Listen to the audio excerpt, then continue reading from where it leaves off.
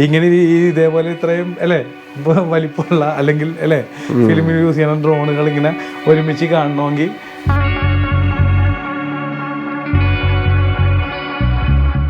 നമ്മൾ പല സിനിമകളിലും കണ്ടിരിക്കുന്ന ഹെലിക്യാം ഷോട്ട്സ് എടുത്തിരിക്കുന്ന അനൂപ് സിംഗേട്ടൻ്റെ ഒപ്പമുള്ള വീഡിയോ ആണ് ഇന്ന് നിങ്ങളിപ്പോൾ കണ്ടുകൊണ്ടിരിക്കുന്നത്. ഇത് സെക്കൻഡ് എപ്പിസോഡാണ് സിംഗേട്ടൻ്റെ ഒപ്പമുള്ള. ഫസ്റ്റ് എപ്പിസോഡ് കാണാത്തവരുണ്ടെങ്കിൽ അത് കണ്ടിട്ട് മാത്രം ഇത് കാണാൻ ശ്രമിക്കുക. കാരണം ഫിലിമിൽ യൂസ് ചെയ്യണ ഹെലിക്യാമിൻ്റെ വെയിറ്റ് അല്ലെങ്കിൽ അത് എത്ര രൂപ വരും അങ്ങനെയുള്ള കുറേ കാര്യങ്ങൾ ഹെലിക്യാം ഇഷ്ടമുള്ളവർക്ക് എല്ലാവർക്കും അറിഞ്ഞിരിക്കേണ്ട കുറേ കാര്യങ്ങളാണെങ്കിൽ ഒരു 3 എപ്പിസോഡായിട്ട് ചെയ്തേക്കുക. ഇത് സെക്കൻഡ് എപ്പിസോഡ്. അപ്പോൾ ഫസ്റ്റ് എപ്പിസോഡ് കണ്ടിട്ടില്ലെങ്കിൽ അത് കാണാൻ ശ്രമിക്കുക. ശേഷം ഇത് കണ്ടതിന് ശേഷം തേർഡ് എപ്പിസോഡ് കൂടി കാണുക എന്ന് ഞാൻ റിക്വസ്റ്റ് ചെയ്യുന്നതാണ്. ഇത് DJയുടെ ലേറ്റസ്റ്റ് ആയിട്ടുള്ള ഇറങ്ങിയിട്ടുള്ള 75mm ലെൻസാണ്. ഈ ലെൻസ് ഇൻസ്പയർ 3 എന്നുള്ള ഡ്രോണിൽ ബാക്കിൽ വെയിറ്റ് ഇടണം. ഈ വെയിറ്റ് ഇട്ടാൽ മാത്രമേ ഈ ഫ്രണ്ടിൽ വെയിറ്റ് കൂടുതലായതുകൊണ്ട് ബാലൻസ് ചെയ്യാൻ പറ്റുള്ളൂ.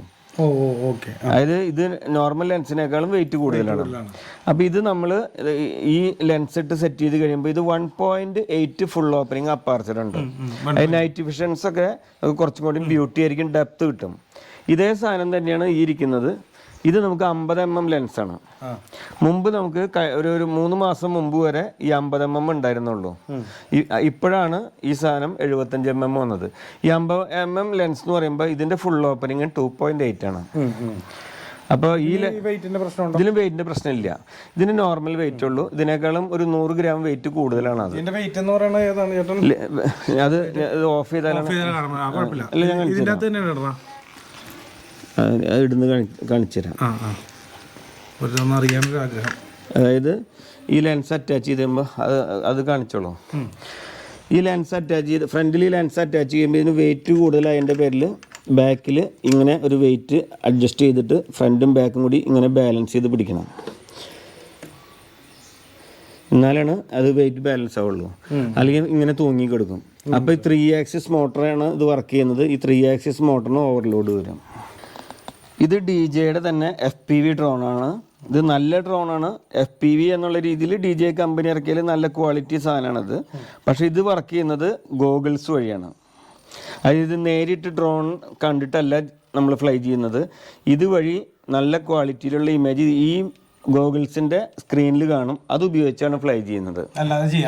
അല്ലാതെ നമ്മൾ ഇൻസ്പയർ ഫ്ലൈ ചെയ്യുന്നത് കുറച്ച് നമ്മൾ ഡ്രോൺ നോക്കിയിട്ടും കുറച്ച് നമ്മൾ അതുപോലെ തന്നെ സ്ക്രീൻ റിമോട്ട് നോക്കിയിട്ടാണ്. ഇതിൽ നമ്മൾ റിമോട്ടിലേക്ക് നോക്കുന്നേ ഇല്ല. നമ്മൾ ഇതിലേക്ക് മാത്രം നോക്കുന്നുള്ളൂ. ഇതിനകത്താണ് മറ്റുള്ള ഈ എല്ലാം അതെ അത് ഞാൻ പറയാം. അപ്പൊ അതിന്റെ വല്ല നമുക്ക് ഇത്ര ലെങ്ത് അതൊന്നും അറിയാന്നില്ല. നമ്മൾ ഇപ്പൊ ഒരു സൈക്കിൾ ഓടിക്കണേ, നമ്മളിപ്പോൾ ഒരു വാഹനം ഓടിക്കുമ്പോൾ ഒരു മരങ്ങളുടെ ഇടയിൽ കൂടെയൊക്കെ ഒരു വാഹനം ഓടിക്കുമ്പോൾ ആ വാഹനം ഓടിക്കുന്നത് ഒരു ഗട്ടർ വരുമ്പോഴും ഒരു കുണ്ട് വരുമ്പോഴും കുഴി വരുമ്പോഴും മരം വരുമ്പോഴൊക്കെ തിരിക്കും എന്നതുപോലെയാണ് നമ്മൾ FPV വർക്ക് ചെയ്യുന്നത്.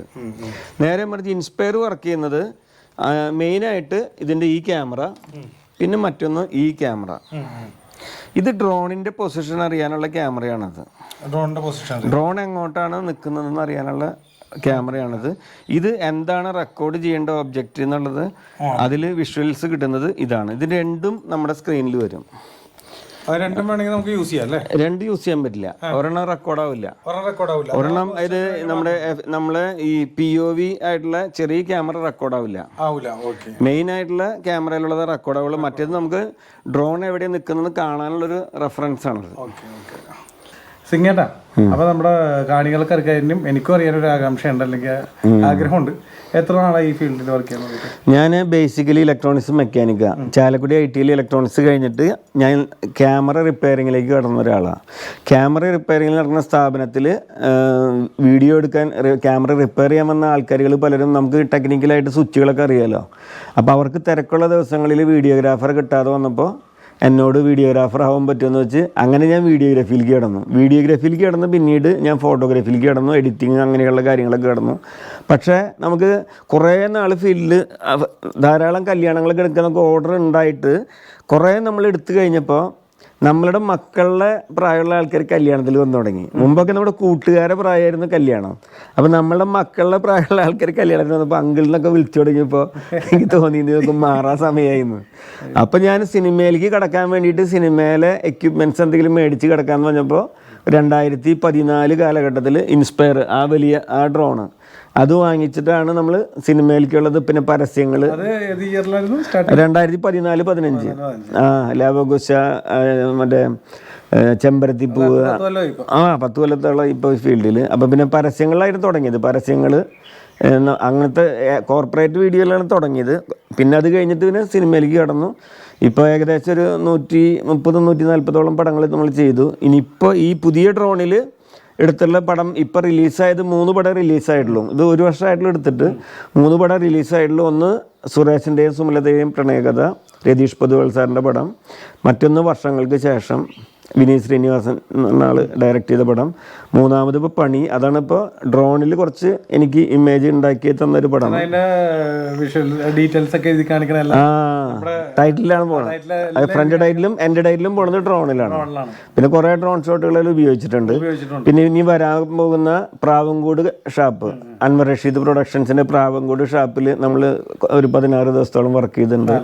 പിന്നെ റൈഫിൾ ക്ലബ്ബ്, പിന്നെ തമിഴിൽ നയൻതാരയുടെ ഒരു മണ്ണാങ്കട്ടി എന്ന് പറഞ്ഞ പടം, അത് കഴിഞ്ഞിട്ടില്ല. പിന്നെ കന്നഡയിൽ ഒരു ചൂമന്തർ എന്ന് പറയുന്ന പടം, ശരൺ എന്ന് പറയുന്ന ആളാണ് അതിൻ്റെ ഹീറോ. ഹിന്ദിയിൽ VD18 വരുൺ ധവാൻ്റെ ഒരു മൂവി, VD18 എന്ന് പറഞ്ഞൊരു മൂവിയാണ്. അതിപ്പോൾ പുതിയ പേര് ഞാൻ മറന്നു, പുതിയ പേര് ഇട്ടിട്ടുണ്ട്, VD18 വരുൺ ധവാൻ്റെ മൂവി. അത് ആലപ്പുഴയിലുള്ള കേരള ഷെഡ്യൂള് ഞാനാണ് ചെയ്തത്. കേരളത്തിലെ ആലപ്പുഴയിൽ കുറേ ഷൂട്ടുണ്ടായിരുന്നു. അങ്ങനെ ഒരു 20ഓളം പടങ്ങൾ പുതിയ ഡ്രോണിലെടുത്തത് വരാനിരിക്കുന്നുണ്ട്. ഇൻസ്പയർ 3-ലെടുത്ത 20ഓളം പടങ്ങൾ റിലീസാവാനിരിക്കുന്നുണ്ട്. ഒരു മൊത്തം 25 പടങ്ങൾ നമ്മൾ ചെയ്തിട്ടുണ്ട്. ഈ ഒറ്റ കൊല്ലം കൊണ്ടാണ് 25 കൊല്ലം 3 നമുക്ക് ചെയ്യാൻ പറ്റും. ഭയങ്കര അഭിമാനത്തോട് തന്നെ എനിക്ക് പറയട്ടെ, ഇങ്ങനെ ഒരാളൊക്കെ ഇരുത്തിയിട്ട് എനിക്ക് അല്ലേ സിംഗേട്ടനെ എനിക്ക് വർഷങ്ങളായിട്ട് അറിയാട്ടോ. അപ്പോൾ ഞങ്ങൾ തമ്മിലിടക്ക് യൂട്യൂബ് ലിങ്കൊക്കെ ഷെയർ ചെയ്യുക. അങ്ങനെയാണ് ഈ ലാസ്റ്റ് ടൈം പണീനെ കുറിച്ച് എന്തോ ഒരു ഇത് ചേട്ടൻ ഇട്ടപ്പോഴാണ് ഞാൻ അയ്യോ ഇങ്ങനെ ഒരാളിരുന്നിട്ട് ഇതുവരെയും ചോദിച്ചില്ലല്ലോ ഞാനിങ്ങനെ. അങ്ങനെ ഞാൻ അങ്ങോട്ട് ചോദിച്ചാണ്. നമ്മൾ ക്യാമറ റെന്റിന്റെ കാലഘട്ടത്തിലെ പരിചയം, ആ ടൈമിലുള്ള പരിചയമാണ്. ക്യാമറ റെന്റിന് കൊടുത്തിരുന്ന ആളാണ്. എനിക്കൊരു ശീലമുണ്ട്, ഞാൻ ആരുടെ നമ്പർ ഇട്ടെല്ലാം സേവ് ചെയ്ത് വെക്കും. ആവശ്യം വരുമ്പോൾ അന്വേഷിച്ചെടുക്കില്ല, അഡ്വാൻസ് ഞാൻ ചെയ്ത് വെക്കും. അപ്പൊ അങ്ങനെയാണ് അന്ന് കളക്ട് ചെയ്തത്. അതുകൊണ്ട് എന്താ ഇങ്ങനെ ചിലപ്പോൾ ഒരു ഗുണം കിട്ടിയ ചിലപ്പോൾ അറിയില്ല.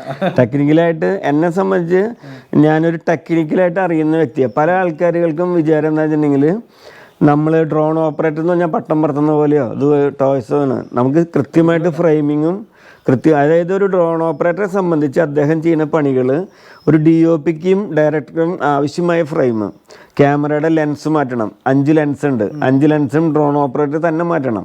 നേരെ മറിച്ച് ഒരു DOPക്ക് അത് മാറ്റാനായിട്ട് ഫോക്കസ് പുള്ളർ അസിസ്റ്റൻറ്റുകളുണ്ട്. ഒരു ഡ്രോൺ ഓപ്പറേറ്ററെ സംബന്ധിച്ച് ഈ 5 ലെൻസുകൾ മാറ്റിയിടണമെങ്കിൽ അത് ആൾ തന്നെ ചെയ്യണം. അതിലാവശ്യത്തിനുള്ള ND ഫിൽറ്ററും അത് മെയിൻ ഓപ്പറേറ്ററോ അല്ലെങ്കിൽ കൂടെ നിൽക്കുന്ന ആളോ ചെയ്യണം.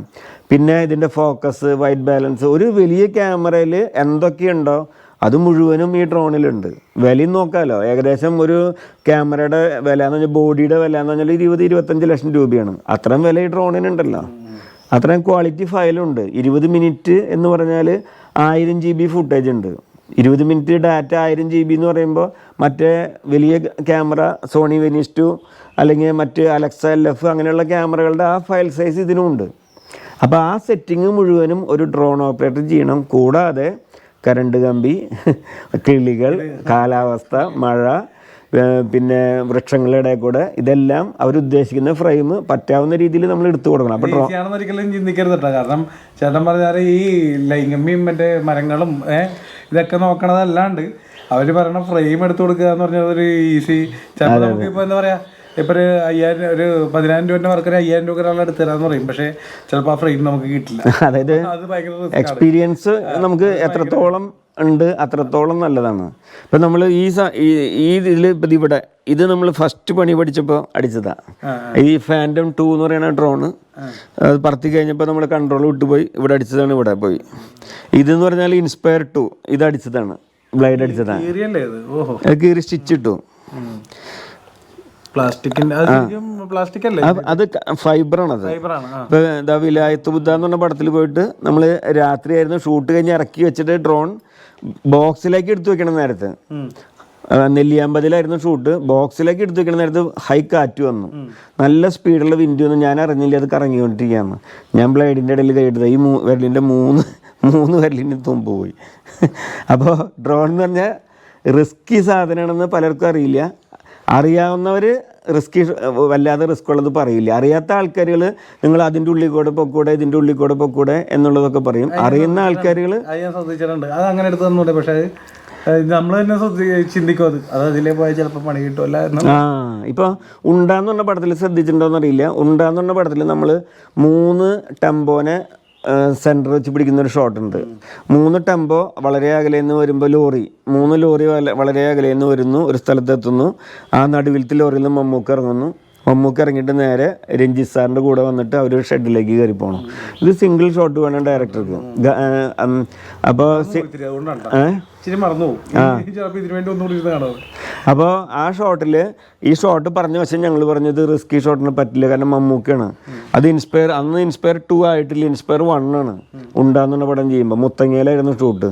മമ്മൂക്ക ചോദിച്ചാൽ എന്താ സംഭവം, നിങ്ങൾ എന്താ ഉദ്ദേശിക്കുന്നത്? അപ്പോൾ പറഞ്ഞു മമ്മൂക്കയുടെ അടുത്ത് വന്ന് ഇങ്ങനെ ക്ലോസപ്പിൽ തിരിയണമെന്ന് പറഞ്ഞപ്പോൾ മമ്മൂക്ക പറഞ്ഞു, എൻ്റെ അടുത്തേക്ക് ഈ സാധനം കൊണ്ടുവരരുത്, ഞാനിതിൻ്റെ ഓപ്പറേറ്റിംഗ് വാങ്ങിച്ച ഉടനെ പഠിച്ച് കൈ മുറിഞ്ഞപ്പോൾ പണി നിർത്തിയ ആളാണ്. ഡ്രോൺ ആൾ മേടിച്ച് ഫ്ലൈ ചെയ്ത് കൈ മുറിഞ്ഞപ്പോൾ പണി നിർത്തിയതാണ്. അപ്പോൾ അതിൻ്റെ പേരിൽ വേറെ എങ്ങനെ ചെയ്യാമെന്ന് വെച്ചാൽ, അപ്പോൾ ഞങ്ങൾ പറഞ്ഞു ഡ്രോൺ ഫ്ലൈ ചെയ്ത് ഏകദേശം താഴ്ന്ന് ഈ ടെമ്പോകളുടെ അടിയിൽ വരുമ്പോൾ ഒരാളെ ഹൈറ്റിലെത്തുമ്പോൾ ബ്ലൈഡുകൾ ഓഫ് ചെയ്ത് കയ്യിൽ പിടിക്കാം. കയ്യിൽ പിടിച്ചിട്ട് നമ്മൾ റൊട്ടേഷൻ തിരിഞ്ഞ് കഴിഞ്ഞിട്ട് നമുക്ക് ആ ഷോട്ട് എടുക്കാമെന്ന് പറഞ്ഞു. അങ്ങനെ എടുത്ത ഷോട്ടാണ് സിനിമയിൽ വന്നിട്ടുള്ളത്. അതിൽ പ്രേതം 2ലും അങ്ങനെ തന്നെ ഒരു ഷോട്ട്, നമ്മൾ പുറമേ നിന്ന് വന്ന് വരിക്കാശ്ശേരി മനയുടെ ഉള്ളിൽ കൂടെ പോയിട്ട് ഉള്ളിലെത്തിയിട്ടൊരു ഷോട്ടുണ്ട്. അതും ഇതുപോലെ ഒരു ഹൈറ്റിലെത്തി കഴിയുമ്പോൾ ബ്ലേഡ് ഓഫ് ചെയ്തിട്ട് പിന്നെ കയ്യിൽ പിടിച്ചിട്ട് എടുത്ത ഷോട്ടാണ്. ഫ്ലൈ ചെയ്യുമ്പോൾ വേറെ പ്രശ്നം കൂടിയിട്ട് 5 മീറ്ററേക്കാൾ താഴെ ഫ്ലൈ ചെയ്തുള്ള ഡസ്റ്റ് മുഴുവനും പൊന്തും. അപ്പോൾ നമുക്ക് ആ സീനിലേക്ക് അത് ബുദ്ധിമുട്ടായിരിക്കും. ഡ്രോൺ ഒരു 5 മീറ്റർ വരെ ഈ ഡ്രോണുകളൊക്കെ പറ്റുള്ളൂ. അത് കഴിഞ്ഞാൽ അത്രയും പൊടി അടിയിൽ നിന്ന് അടിക്കുക, അല്ലെങ്കിൽ അടിയിൽ നനഞ്ഞിരിക്കണം. അങ്ങനെ ഒരു പ്രശ്നമുണ്ട്. ഇത് DJയുടെ 250 ഗ്രാമിൽ താഴെയുള്ള ഡ്രോണാണ്. ഈ ഡ്രോണ് രജിസ്ട്രേഷൻ ആവശ്യമില്ല. ശരിക്കും ഒരു ഡ്രോൺ ഇന്ത്യയിൽ ഫ്ലൈ ചെയ്യണമെങ്കിൽ DGCയുടെ രജിസ്ട്രേഷൻ വേണം. UIN number, unique identification number. ആ നമ്പർ ഉണ്ടെങ്കിൽ മാത്രമേ ഡ്രോൺ ഫ്ലൈ ചെയ്യാൻ നിയമപരമായിട്ട് അനുവാദമുള്ളൂ. അപ്പോൾ ഇത് 250 ഗ്രാമിൽ താഴെ ആയതുകൊണ്ട് ഇതിന് രജിസ്ട്രേഷൻ ആവശ്യമില്ല. ഇത് കഴിഞ്ഞിട്ട് പിന്നീടുള്ള കാറ്റഗറിയാണ് ഈ ഡ്രോൺ. ഇത്ര ഹൈറ്റ് വരെ ഹൈറ്റ് നമുക്ക് എല്ലാത്തിലും നമുക്ക് 120 മീറ്റർ അനുവാദമുള്ളൂ. 120 മീറ്ററാണ് ഹൈറ്റ് അനുവാദമുള്ളൂ എല്ലാത്തിനും. Vision line of sight distance എന്ന് പറഞ്ഞാൽ ഇപ്പോൾ പുതിയ ഡ്രോൺ 15 കിലോമീറ്റർ പോകും. പക്ഷെ നമുക്ക് അനുവാദം ഒരു ഓപ്പറേറ്റർ എവിടെയാണോ നിൽക്കുന്ന അദ്ദേഹത്തിന് കാണാവുന്ന ഡിസ്റ്റൻസ് ആണ് ഈ ഡ്രോൺ ഫ്ലൈ ചെയ്യാൻ പാടുള്ളൂ. അല്ലാണ്ട് ഞാൻ 15 കിലോമീറ്റർ അപ്പുറത്തേക്ക് ഫ്ലൈ ചെയ്യാൻ പാടില്ല. ഇപ്പോൾ സീപ്ലെയിൻ വന്നിട്ടുണ്ട്, ഹെലികോപ്റ്റർ ഉണ്ട്, പല സാധനങ്ങളും ഇവിടെ ഗവൺമെൻറ്റിൻ്റെ ഓടി നടക്കുന്നിടത്തേക്ക് നമ്മൾ ഫ്ലൈ ചെയ്ത് കഴിഞ്ഞാൽ എന്തെങ്കിലും പറ്റിക്കഴിഞ്ഞാൽ അത് റിസ്ക് ആണ്. അപ്പോൾ ആദ്യത്തെ ഒരു കാറ്റഗറി 250 ഗ്രാം വരെ. ഈ ഗ്രാം വരെയുള്ളതിന് ലൈസൻസ് രജിസ്ട്രേഷൻ നമ്പർ ആവശ്യമില്ല, പറത്താൻ പൈലറ്റ് ലൈസൻസും ആവശ്യമില്ല. ഇതിനേക്കാളും മീതിയുള്ളതാണ് 2 കിലോ വരെയുള്ള ഡ്രോണാണ് ഇത്, ഫാൻറ്റം കാറ്റഗറിയിൽ പെട്ടത്. ഇതിന് രജിസ്ട്രേഷൻ ആവശ്യമുണ്ട്. ഇന്ത്യയിൽ ഫ്ലൈ ചെയ്യണമെങ്കിൽ ഓപ്പറേറ്റ് ചെയ്യുന്ന പൈലറ്റിന് ലൈസൻസും ആവശ്യമുണ്ട്. ഇതൊക്കെ പബ്ലിക് സ്ഥലങ്ങളിലാണ് പറയുന്നത് കേട്ടോ. ഒരാൾ സ്വകാര്യമായിട്ടായാലും നമുക്ക് ഈ രജിസ്ട്രേഷനും ലൈസൻസും 250 ഗ്രാമിനേക്കാൾ മീതിയുള്ളതിന് നിർബന്ധമാണ്. ഇത് കഴിഞ്ഞ് പിന്നത്തെ കാറ്റഗറിയാണ് നമ്മൾ ഇൻസ്പയർ ആയിരിക്കുന്ന കാറ്റഗറിക്ക് ഉള്ളത്. അത് 2 കിലോ മുതൽ 4.5 കിലോ വരെ 2 കിലോ മുതൽ 25 കിലോ വരെയുള്ള കാറ്റഗറിയാണ്. ആ കാറ്റഗറി എന്ന് പറയുമ്പോൾ സ്മോൾ എന്നുള്ള കാറ്റഗറിയിൽ വരിക. അത് പറത്തണമെങ്കിൽ ലൈസൻസ് വേണം. ഈ ഡ്രോണുകളൊക്കെ രജിസ്റ്റർ ചെയ്താൽ മാത്രമേ ഇന്ത്യയിൽ നിയമപ്രകാരം പറത്താൻ പറ്റുള്ളൂ. നിയമപ്രകാരമല്ലെങ്കിൽ നമുക്ക് പോലീസ് പിടിച്ചു കഴിഞ്ഞാൽ അതോടുകൂടി ഡ്രോൺ കൊണ്ടുപോകും. ഇപ്പം മുമ്പ് ഈ ഡ്രോൺ ഇറങ്ങിയൊരു കാലഘട്ടം, അതായത് കേരളത്തിൽ ഡ്രോൺ ഇറങ്ങിയത് കൂടുതലും 2014, 2015, 2016 കാലഘട്ടത്തിൽ വളരെയധികം ഡ്രോണുകൾ കേരളത്തിൽ ഇറങ്ങിയത്. ഒരു 2017-18 ആയപ്പോഴേക്കും നിറയെ ഡ്രോണുകളായി. ഇപ്പോൾ 2 വർഷമായിട്ട് നോക്കിക്കഴിഞ്ഞാൽ കല്യാണത്തിൽ പോലും ഡ്രോൺ ഇല്ലാത്ത അവസ്ഥയെ. എന്തുകൊണ്ടാണെന്ന് വെച്ചിട്ടുണ്ടെങ്കിൽ ലൈസൻസ് ഉള്ള പൈലറ്റിനെ ഫ്ലൈ ചെയ്യാൻ പറ്റുള്ളൂ, രജിസ്ട്രേഷനുള്ള ഡ്രോണുകളെ ഫ്ലൈ ചെയ്യാൻ പറ്റുള്ളൂ. ഇന്ത്യയിലുള്ള ഡ്രോണുകളൊന്നും ഇതിന് നല്ല ക്വാളിറ്റിയുള്ള ഒരു ഫയൽ തരാൻ പറ്റുന്നില്ല. അപ്പോൾ ഫോറിനിൽ നിന്ന് വരുന്ന ഡ്രോണുകൾ നിയമപരമായിട്ട് ഇവിടെ രജിസ്റ്റർ ചെയ്യാനും അത് ഫ്ലൈ ചെയ്യാനൊക്കെയുള്ള പ്രശ്നങ്ങളെ കൊണ്ട് ആൾക്കാരുകൾ ഈ ഫീൽഡിൽ കുറഞ്ഞു വരണം. മുമ്പ് നിരവധി പേരായിരുന്നു, എവിടെ പോയാലും ഡ്രോൺ ആയിരുന്നു. ആർക്ക് വേണമെങ്കിലും ഡ്രോൺ എടുക്കാം, എറണാകുളത്തിന് എടുക്കാം, ഒക്കെ എടുക്കാം. കാരണം നമ്മൾ ലൈസൻസ് ഉള്ള ആൾക്ക് മാത്രമേ നിയമപ്രകാരം കൃത്യമായിട്ട് ഫ്ലൈ ചെയ്യാനും ഡ്രോൺ ഓപ്പറേറ്റ് ചെയ്യാനും പറ്റുള്ളൂ. അങ്ങനെ നിയന്ത്രണം വന്നിട്ടുണ്ട്. ഇത് ഈ 250 ഗ്രാംസിന് താഴെയുള്ളത് സ്വകാര്യ സ്ഥലത്ത് സ്വകാര്യ വ്യക്തിക്ക് ഫ്ലൈ ചെയ്യാം. ഈ ഡ്രോൺ ആയാൽ പോലും പബ്ലിക് സ്ഥലത്ത് ഫ്ലൈ ചെയ്യാൻ പറ്റില്ല. അപ്പോൾ ലൈസൻസ് ഇതിന് വേണ്ട. അതുപോലെ UAN നമ്പറും വേണ്ട. പക്ഷേ പബ്ലിക് പ്ലേസിൽ ഒരിക്കലും ഫ്ലൈ ചെയ്യണമെങ്കിൽ അദ്ദേഹം ലൈസൻസ് എടുത്തിരിക്കണം. ആ ലൈസൻസ് ഉള്ള ഒരാൾക്ക് ഇത് ഫ്ലൈ ചെയ്യാം. ലൈസൻസ് ഇല്ലാത്ത ഒരാൾക്ക് ഫ്ലൈ ചെയ്യണമെങ്കിൽ പബ്ലിക് പ്ലേസിൽ എന്തായാലും പറ്റില്ല, പ്രൈവറ്റ് പ്ലേസിൽ നമുക്ക് ചെയ്യാം. അപ്പം ലൈസൻസ് എന്നുള്ളത് ഇത്ര സ്ട്രിക്റ്റ് ആയതിനു ശേഷം വളരെ കുറച്ച് ആൾക്കാരുകളെ ഈ ഫീൽഡിലേക്ക് വരുന്നുള്ളൂ. അതിൻ്റെ പ്രൊസീജിയേഴ്സ് എന്തൊക്കെയായിരുന്നു? ലൈസൻസ് ഇപ്പം ഇങ്ങനത്തെ ഒരു ക്യാമറയാണ്, ഇപ്പോൾ കുറേ യൂട്യൂബേഴ്സ്, ഞാൻ യൂട്യൂബറാണ്, ലൈസൻസ് വേണം, ഭാവിയിൽ ആവശ്യമുള്ളതാണ്. അപ്പോൾ ലൈസൻസ് വേണമെങ്കിൽ ഇപ്പോൾ ഇന്ത്യയിൽ DGCയുടെ വെബ്സൈറ്റ് അടിച്ച് കഴിഞ്ഞാൽ മുമ്പ് കുറവായിരുന്നു, ഇപ്പോൾ ഒരു 50ഓളം 60ഓളം സ്ഥാപനങ്ങളുണ്ട്. ആ സ്ഥാപനങ്ങളിൽ നമ്മൾ പോവുക, ഒരാഴ്ചത്തെ കോഴ്സ്. നമ്മൾ ഓൾറെഡി പൈലറ്റ് ആയതുകൊണ്ട് നമുക്ക് ഒരാഴ്ചത്തെ കോഴ്സുള്ളൂ. ഞാൻ ഹൈദരാബാദിൽ ഫ്ലൈറ്റ് ടെക് ഏവിയേഷൻ കോളേജിലാണ് ഒരു 2 വർഷം മുമ്പ് ലൈസൻസ് എടുത്തത്. അതിന് മുമ്പേ ഓപ്പറേറ്റർ ആയിരുന്നെങ്കിൽ ലൈസൻസ് എടുത്തത് അപ്പോഴാണ്. അപ്പോൾ അവിടെ ചെന്ന് ലൈസൻസ് എടുത്തതിന് ശേഷം നമുക്ക് അവർ ഓൺലൈൻ ടെസ്റ്റ് ഉണ്ട്, ആ ടെസ്റ്റ് പാസ്സായി കഴിയുമ്പോൾ ലൈസൻസ് ഇടും. ബേസിക് വിദ്യാഭ്യാസം എന്ന് പറഞ്ഞാൽ 10ാം ക്ലാസ് വേണ്ടു. ലൈസൻസ് എടുക്കാന്ന് പറഞ്ഞാൽ വലിയൊരു കടമ്പയല്ല, പക്ഷെ എടുത്തില്ലെങ്കിൽ നിയമപ്രകാരം പ്രശ്നം. അത് 10 വർഷമാണ് ഒരു ലൈസൻസ് കിട്ടിയ കാലാവധി. ഇതിന്റെ ലൈസൻസ് ഇപ്പൊ ലൈസൻസ് എല്ലാം സെയിം അല്ലല്ല, ഓരോന്നും വ്യത്യാസമുണ്ട്. അതായത് നമ്മൾക്ക് ലൈസൻസ് എടുക്കുമ്പോൾ nano category, micro category, small category, അങ്ങനെ ഇനി 150 കിലോ വരെയുള്ള ലൈസൻസ് ഉണ്ട്. അപ്പോൾ നമ്മൾ എടുക്കുന്നത്, എൻ്റെ ലൈസൻസ് എന്ന് പറഞ്ഞാൽ 25 കിലോ വരെയുള്ള കാറ്റഗറിക്ക് ഫ്ലൈ ചെയ്യാം. അത് 25-നേക്കാളും മീഡിയുള്ള എനിക്ക് പറ്റില്ല. അപ്പോൾ അത് വേണമെങ്കിൽ അത് വേറെ ലൈസൻസ് ആണ്. ഈ കൃഷി ആവശ്യങ്ങൾക്കുള്ള ഡ്രോണുകളൊക്കെ 100 കിലോ 150 കിലോ ഒക്കെ ഉണ്ടാവും. അത് അല്ലെങ്കിൽ ഇനി ഇപ്പോൾ ടാക്സി വരുന്നുണ്ട്, ആ ടൈപ്പ് ഡ്രോണുകൾ ഫ്ലൈ ചെയ്യാൻ എനിക്ക് വേറെ കോഴ്സ് പഠിച്ച് പാസ്സാവണം. അതാണ് അതിൻ്റെ ഒരു രീതി. നിങ്ങളിപ്പോൾ കണ്ടുകൊണ്ടിരുന്നത് സെക്കൻഡ് എപ്പിസോഡാണ്. ഫസ്റ്റ് എപ്പിസോഡ് കണ്ടിട്ടായിരിക്കും നിങ്ങളിത് കണ്ടതെന്ന് ഞാൻ വിശ്വസിക്കുന്നു. കാരണം ഇതിൻ്റെ സ്റ്റാർട്ടിങ്ങിൽ ഞാൻ പറഞ്ഞിരുന്നു ഫസ്റ്റ് എപ്പിസോഡ് കണ്ടിട്ട് മാത്രം ഇത് കാണുക, എന്നാൽ അതിൻ്റെ ഒരു ഓർഡറിൽ നിങ്ങൾക്ക് കണ്ട് മനസ്സിലാക്കി വരാൻ സാധിക്കുള്ളൂ. അപ്പോൾ ഇതിൻ്റെ ഒരു ബാക്കി ഒരു എപ്പിസോഡ് കൂടി, 3rd എപ്പിസോഡ് കൂടി നമ്മൾ ചെയ്തിട്ടുണ്ട്. അതിൻ്റെ ലിങ്ക് ഡിസ്ക്രിപ്ഷനിൽ ഉണ്ടാവും. ഇല്ലാത്ത പക്ഷം നെക്സ്റ്റ് വീഡിയോ ആയിട്ട് നമ്മുടെ ചാനലിൽ ഉണ്ടാകും, കയറി കാണുക. പിന്നെ ഹെലിക്യാം ഇഷ്ടമുള്ളവർ മസ്റ്റായിട്ട് കാണേണ്ട കാര്യമാണ്, കാരണം അതിനെക്കുറിച്ചിട്ടുള്ളൊരു ഫുൾ വീഡിയോ ആണ്. നമുക്ക് അനൂപ് സിംഗിനെ കിട്ടിയോണ്ട് നിങ്ങൾക്ക് വ്യക്തമാക്കി തരും എന്നുള്ളത് നമുക്ക് ഗ്യാരണ്ടിയാണ്. കാരണം അദ്ദേഹം കുറേ കൊല്ലങ്ങളായിട്ട് നമ്മൾ കണ്ടിരിക്കുന്ന പല സിനിമകളുടെയും ഡ്രോൺ ഷോട്ട്സ് അല്ലെങ്കിൽ ഹെലിക്യാം ഷോട്ട്സ് അദ്ദേഹം ചെയ്തതാണ്. അപ്പോൾ എന്തായാലും നമ്മുടെ ചാനലിലൂടെ ആദ്യമായിട്ടാണ് ഇങ്ങനെ ഒരു വീഡിയോ ഉണ്ടെങ്കിൽ ഇപ്പോൾ തന്നെ ഒന്ന് ഫോളോ ചെയ്തേക്കുക. പിന്നെ വീഡിയോ ഇഷ്ടപ്പെട്ട മറ്റുള്ളവർക്ക് കൊണ്ട് ഷെയർ ചെയ്തെടുക്കുക. Okay, thank you.